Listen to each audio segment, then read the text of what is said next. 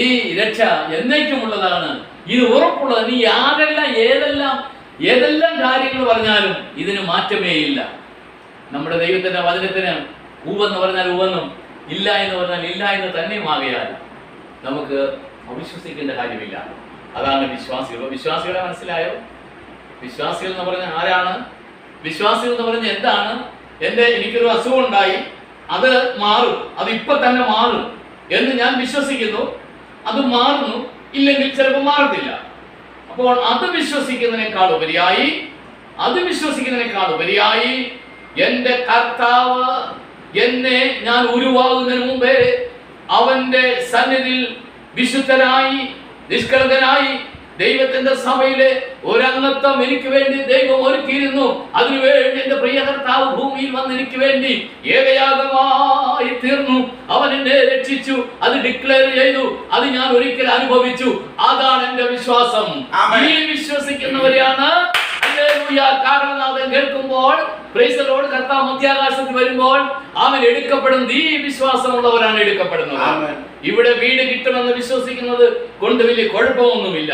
ഇവിടെ അവൻ സാമ്പത്തികമായ നേട്ടം ഉണ്ടാകുമെന്ന് പറയുകയൊക്കെ ചെയ്യുന്നുണ്ട്, വലിയ കുഴപ്പമൊന്നുമില്ല. പക്ഷെ അതൊക്കെ ഇവിടുത്തെ താൽക്കാലികമാണ്. ചിലപ്പോൾ കിട്ടിയെന്നും കിട്ടിയില്ലെന്നും വന്നേക്കാം.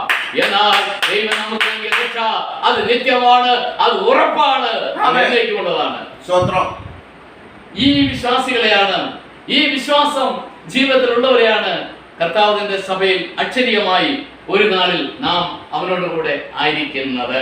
അപ്പോൾ ഇത്രയും കാര്യം നമ്മൾ മനസ്സിലാക്കിയല്ലോ. എഫേസ്യ ലേഖനം 1-9 വാക്യം വായിച്ചേ. അല്ല, അതിന് മുമ്പ് ഒരു വാക്യം വായിക്കണം. 2 തീമോഥെയോസ് 1-9 വാക്യങ്ങൾ. 2 തീമോഥെയോസ് 1:9. അവൻ നമ്മെ രക്ഷിക്കുകയും അവൻ നമ്മെ രക്ഷിക്കുകയും, ഇതൊക്കെ വളരെ ഇമ്പോർട്ടന്റ്. അവൻ നമ്മെ രക്ഷിക്കുകയും വിശുദ്ധ വിളി കൊണ്ട് വിളിക്കുകയും വിശുദ്ധ വിളി കൊണ്ട് വിളിക്കുകയും ചെയ്തത് നമ്മുടെ പ്രവർത്തികൾ നിമിത്തമല്ല, സകല കാലത്തിനു മുമ്പേ ക്രിസ്തുയേശുവിൽ നമുക്ക് നൽകിയിരിക്കുന്നതും ഇപ്പൊ മരണം നീക്കുകയും സുവിശേഷം കൊണ്ട്.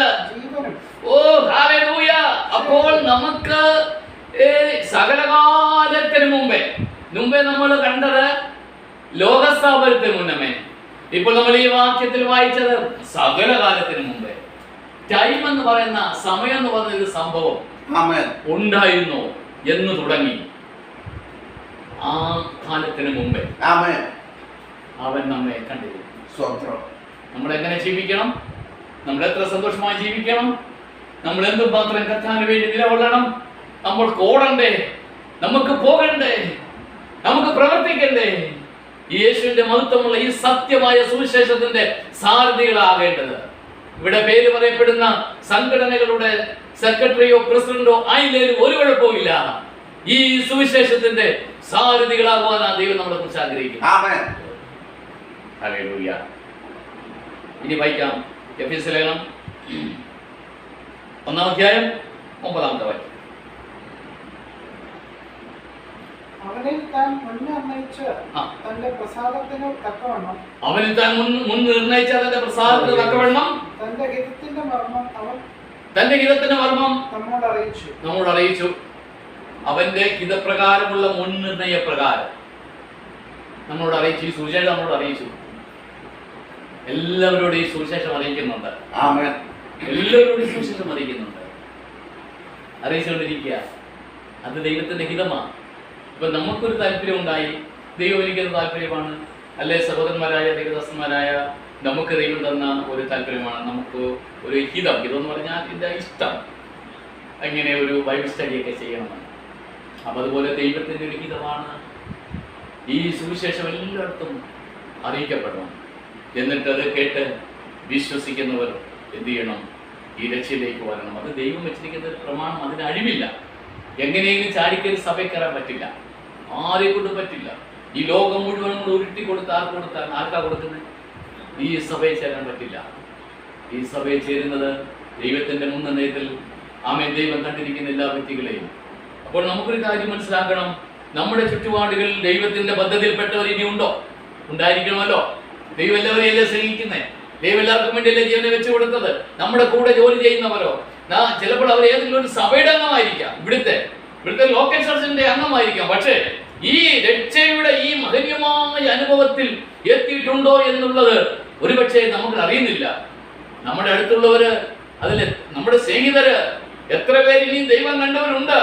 പക്ഷേ അവര് നമ്മുടെ കയ്യിൽ നമ്മുടെ വാക്കുകളിലൂടെ, അതായത് അപ്പോസ്തലന്മാരുടെ വാക്കുകൾ കൊണ്ടാണ് അനേകര് അന്ന് രക്ഷ പ്രാപിക്കുവാൻ ഇടയായിത്തീർന്നത്. അങ്ങനെയെങ്കിൽ നമ്മളെ ദൈവമാക്കി വെച്ചിരിക്കുന്ന അന്ധകാലത്തിന്റെ അത്ഭുത പ്രകാശത്തിലേക്ക് നമ്മളെ വിളിച്ചിരിക്കുന്ന ആ വിളിക്ക് ഓർത്തവണ്ണം വിളിച്ചവന്റെ സൽഗുണങ്ങളെ ഘോഷിപ്പാൻ തക്കവണ്ണം തെരഞ്ഞെടുക്കപ്പെട്ടതായ ഒരു രാജകീയ പുരോഹിത വർഗമാണ് നമ്മൾ.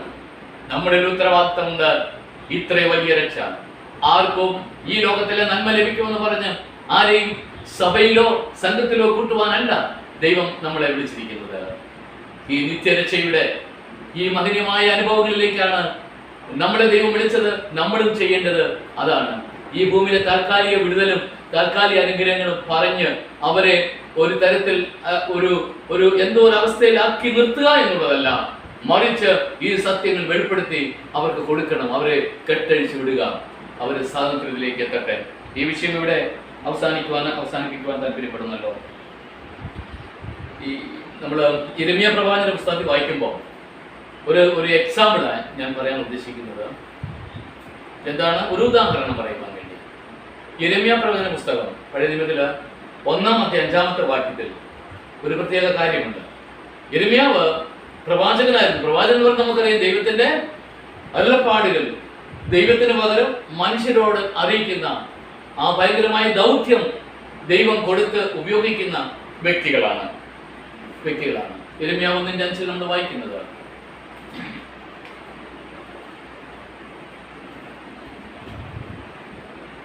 യിരെമ്യാ 1:5 നമ്മൾ വായിക്കുന്നത്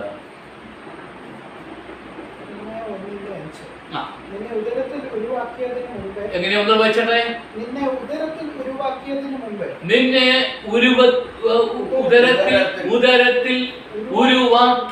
മുമ്പേ ഞാൻ നിന്നെ അറിഞ്ഞു.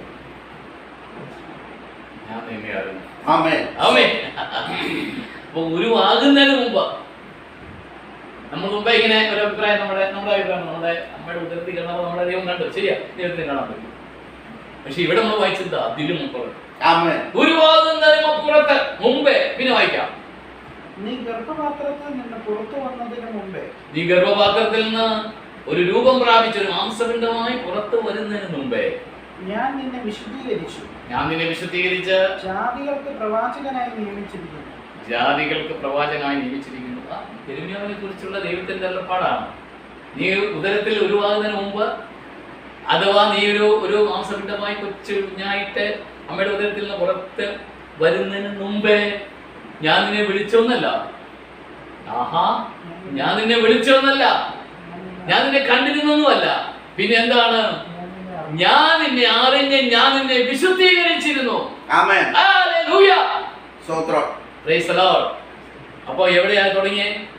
അപ്പൊ ദൈവത്തിന്റെ പദ്ധതിയുള്ളവരെ ദൈവം ആ തക്ക സമയത്ത് ഏത് കാലഘട്ടത്തിലാണ് ദൈവം അവന്റെ നാമത്തിന് വേണ്ടി ഉപയോഗിക്കുവാൻ കണ്ടിരിക്കുന്നത് എന്നുള്ളത് ദൈവത്തിനറിയാം. ദൈവം ആ സമയത്തേക്ക് വേണ്ടി നമ്മുടെ പണ്ടേ എന്ത് ചെയ്തിരിക്കുക? വിശുദ്ധീകരിച്ചിരിക്കുക എന്ന് പറഞ്ഞാൽ യേശുവിന്റെ രക്തത്താൽ കഴുകൽ പ്രാപിച്ചവരാക്കി നമ്മളെ നിർത്തിയിരിക്കുക. എന്തിനു വേണ്ടി? യിരെമ്യാവ് ചെയ്ത പ്രവൃത്തി എന്താണ്? ഞാൻ നിന്നെ എന്റെ അരുളപ്പാട് അറിയിക്കുന്ന ഒരുവനായിട്ട് ഞാൻ നിന്നെ കണ്ടിരിക്കുന്നു. അങ്ങനെയല്ലേ സോദര വായിച്ചത്? സ്തോത്രം ചെയ്യുവാനുണ്ട്. Hallelujah, hallelujah, hallelujah. അങ്ങനെയെങ്കിൽ നമ്മെ തിരഞ്ഞെടുത്തത് മറ്റനേകരുടെ നടുവിൽ നിന്നാവുന്ന ഒരു കാര്യം പറഞ്ഞ് ഞാൻ അവസാനിപ്പിച്ചേക്കാം. പുസ്തകത്തെ മടക്കുക. ഹല്ലേലൂയ. നമ്മെ തിരഞ്ഞെടുത്തത്, അല്ലെങ്കിൽ നമ്മെ ഈ അനുഭവത്തിലേക്ക്, ഈ സാർവത്രിക സഭയുടെ ഒരു മെമ്പർ എന്ന തലത്തിലേക്ക് കൃപയാൽ നമ്മളെ കൊണ്ടുവന്നത് ഈ ഭൂമിയിൽ വെച്ച് മറ്റനേകരുടെ നടുവിൽ നിന്നാകുന്നു എന്നുള്ളത് 1 കൊരിന്ത്യർ വാക്യം വായിക്കാം. 1 കൊരിന്ത്യർ 1:27, 28, 29 നിർത്തി വായിക്കാം. അത് പറഞ്ഞ് നമുക്ക് അവസാനിപ്പിക്കാം. 1:27. ജ്ഞാനികളെ രക്ഷിപ്പാൻ ദൈവം ലോകത്തിൽ ഭോഷത്വമായത് തിരഞ്ഞെടുത്തു. ജ്ഞാനികളെ രക്ഷിക്കാൻ വേണ്ടി ദൈവം ലോകത്തിൽ ഭോഷത്വമായത് തിരഞ്ഞെടുത്തു. ബലമുള്ളതിനെ ഇല്ലാതാക്കുവാൻ വേണ്ടി ദൈവം ബലഹീനമായി തിരഞ്ഞെടുത്തു. ഉള്ളതിനെ ഇല്ലായ്മയാക്കുവാൻ ലോകത്തിലെ ബലഹീനവും നികൃഷ്ടവുമായ ഏതുമില്ലാത്തതിനെ തിരഞ്ഞെടുത്തു. നമ്മളെ തിരഞ്ഞെടുത്തത് അതെ ഞാൻ മുമ്പേ പറഞ്ഞില്ലേ, നമ്മെ എവിടുന്നാ തിരഞ്ഞെടുത്തത്? വാസ്തവത്തിൽ അത് നമ്മളെ തെരഞ്ഞെടുപ്പിന്റെ മഹാത്മ്യം അനുഭവിച്ചൊരു ദിവസം, കഴിഞ്ഞ ദിവസം ദേവദാസൻ അത് ആ ഡേറ്റ് പറഞ്ഞതുപോലെ രക്ഷിക്കപ്പെട്ട ആ ഡേറ്റ് കുറിച്ചിട്ടിരിക്കുന്നുണ്ട്. അത് പറയാൻ പറ്റുന്നു. അങ്ങനെ വേണം. അത് നമുക്ക് അനുഭവമായി തീർന്നപ്പോൾ ഒരു കാര്യം നമുക്ക് ചിന്തിച്ച് അവസാനിപ്പിക്കണ്ടേ? എവിടുന്ന? നമ്മുടെ ചുറ്റുപാടുകളിൽ നിന്ന്. അന്നത്തെ നമ്മുടെ അവസ്ഥ എന്ന് പറയുന്നത് ഏറ്റവും ഹീനവും കുലഹീനവും ബലഹീനവുമായ ഏതുമില്ലാത്ത, ഒന്നുമില്ലാത്ത, ഒന്നെന്ന് പറയാൻ പോലും ഒന്നുമില്ലാത്ത ഒരു അനുഭവത്തെ എല്ലാവരും ഉപേക്ഷിക്കപ്പെട്ട്, തള്ളപ്പെട്ട്, എറിയപ്പെട്ട് എവിടെയാണ്? ദൈവമേ, ഞാൻ എന്താണ്? ഞാൻ ഇനി എന്താവും? എനിക്കൊരു ജീവിതമുണ്ടോ? എന്നെ ആരും സ്നേഹിക്കും എന്നൊക്കെ ചിന്തിച്ച് വളരെ വളരെ നിരാശയും പ്രയാസങ്ങളൊക്കെ ജീവിതത്തിൽ അനുഭവിച്ച ആ കാലഘട്ടത്തിൽ ദൈവം നമ്മളെ തിരഞ്ഞെടുത്തു. ഏറ്റവും കുലഹീനമായ ഇടയിൽ ആ സമയത്ത്, ഏറ്റവും നികൃഷ്ടമായി ജീവിച്ചുകൊണ്ടിരുന്ന സമയത്ത്, ഹല്ലേലൂയ, നമ്മെ അവിടുന്നാണ് ദൈവം ഈ തെരഞ്ഞെടുപ്പിലേക്ക് കൊണ്ടുവരുന്നത്. ഇനിയും നമ്മെ തിരിച്ചങ്ങോട്ട് വിടത്തില്ല. വിടുമോ? അപ്പോൾ ഈ രക്ഷ എന്താണ്? എന്നേക്കുമുള്ളതാണ്. ഇതാണ് ഇന്നത്തെ നമ്മുടെ പ്രമേയം.